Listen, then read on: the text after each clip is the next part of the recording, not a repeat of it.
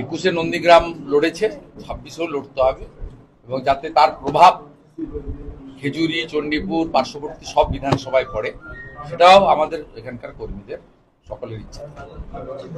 দাদা, আগামী 9ই আগস্ট পশ্চিমবঙ্গ ছাত্র সমাজের ডাকা নবান্ন অভিযানে অভয়ের মা বাবা সহ আপনিও থাকবেন বলে জানিয়েছিলেন, কিন্তু এই অভিযানের বিরুদ্ধে হাইকোর্টে মামলা হয়েছে এবং 28শে জুলাই যে নবান্ন অভিযানের ডাক দেওয়া হয়েছিল সেটাকে নাকচ করে দিয়েছে হাইকোর্ট।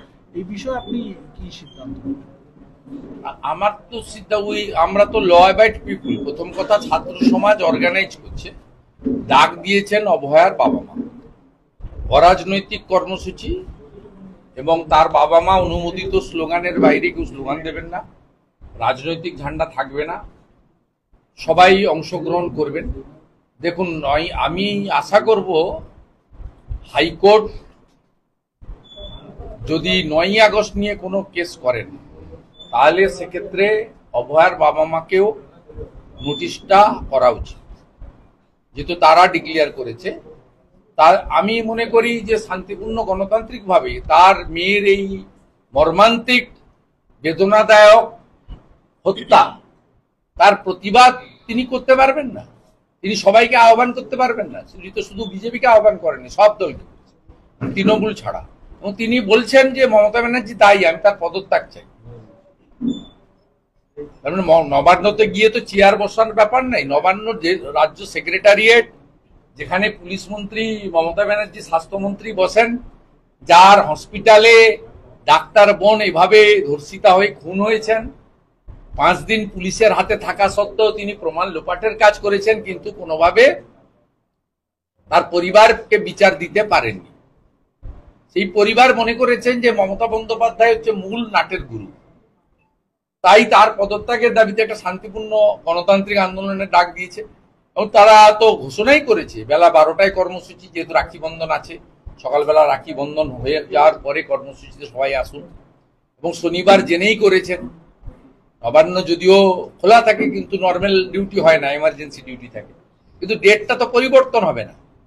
রাখি পূর্ণিমার মতো একটা বড় সাংস্কৃতিক এবং ধর্মীয় অনুষ্ঠান আছে, কিন্তু ডেটটা তো পরিবর্তন করা যাবে না। 9ই আগস্ট ভারত ছাড়ো আন্দোলনও আছে, কিন্তু ওই ডেটটা পরিবর্তন করবি। তার বাবা মা চাইছেন এইভাবে অবজার্ভ করতে, মানুষকে নিয়ে রাস্তায় নেমে রাজ্য সচিবালয়ের সামনে যেতে চাইছেন, চেয়ারে বসতে তো চাইছেন না।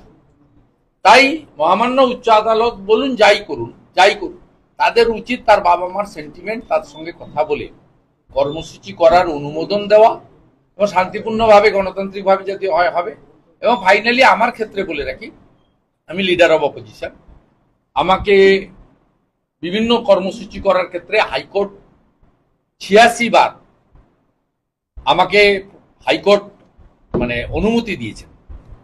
আমি এখনো পর্যন্ত হাইকোর্টের কোনো অর্ডার ভাইলেশন করিনি। আমি 10,000 লোক নিয়ে যুব মোর্চার ডাকে উত্তরকন্যার সামনে দিয়েও হেঁটেছি, কিন্তু আপনি বলতে পারবেন না এত পুলিশ জল কামান কাউকে বল প্রয়োগ করতে হয়েছে, বা এত শক্তিশালী সব বেড়া লাগিয়ে রেখেছিল। কেউ গিয়ে ঢিল ছোড়া তো দূরের কথা, বেড়াতে গিয়ে নড়িয়েছে ছবিতে, অথচ সামনে দিয়ে গেছে মিছিল, উত্তরকন্যার সামনে দিয়ে গেছে। চাইলেই অত যুবকরা তারা ঢুকে পড়তে পারত, পুলিশের সঙ্গে ধাক্কাধাক্কি করতে পারত। আমি অন্তত আমার যে পোস্ট পার্টি আমাকে দিয়েছে তার সম্মান মর্যাদা, এবং মমতা বন্দ্যোপাধ্যায়ের মতো হাইকোর্টের যেটা পছন্দ হবে, সুপ্রিম কোর্টের যেটা পছন্দ হবে, সেটাই স্বাগত জানাবো। সিঙ্গেল বেঞ্চে নোটিফিকেশন খারিজ হলে গালাগালি করব, হাইকোর্টটা বিক্রি হয়ে গেছে, হাইকোর্টটা বিজেপি হয়ে গেছে। ডিভিশন বেঞ্চে জিতে গেলেই বলবো গণতন্ত্রের জয়, সংবিধানের জয়। আমি এটা করব না, নিশ্চিন্তে থাকুন। ফাইনালি হাইকোর্ট যেভাবে বলবে আমি সেইভাবে কোঅপারেট করবো, আমার পার্সোনাল বলছি। বাকি আন্দোলনের সম্পূর্ণ বিষয়ে আমার আবেদন উচ্চ আদালতকে, যে তার বাবা মাকে, অন্তত বাবাকে পার্টি করে, তার বাবা মা সশরীরে বা তিনি যদি লয়ার দিয়ে তার বক্তব্য কোর্টে রাখার সুযোগ দিয়ে তারপরে অর্ডার দিন। 28 জুলাই কিছু নির্দিষ্ট দাবিতে কিছু সংগঠনের কর্মসূচি, আর 9 তারিখের কর্মসূচির সঙ্গে একটা আবেগ যুক্ত রয়েছে, তার সঙ্গে অন্য আন্দোলনকে এক করে ফেলা উচিত হবে না। এবং আবার বাবা মা যেভাবে দৃঢ়তার সঙ্গে লড়াই করছেন, রাজ্য সরকারের বিরুদ্ধেও করছেন, সিবিআইর সঠিক তদন্ত হচ্ছে না সেটাও করছেন।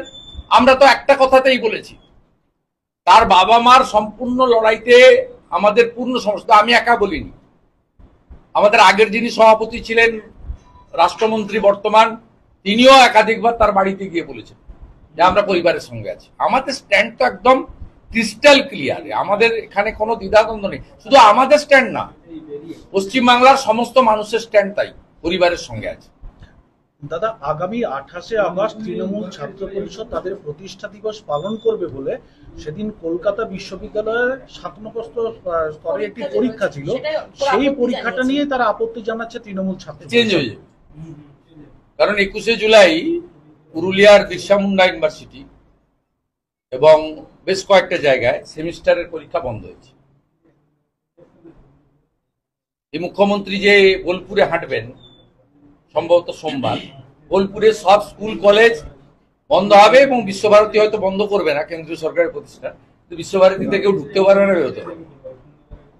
এটা এরা করে, এরা বেপরোয়া সব করে। এবং আপনারা দেখেন না, আগে আমরা কোনোদিন দেখিনি, আমি অনেক ছোট বয়স থেকে রাজনীতি করি, 1988 সালে কলেজে এসেছি।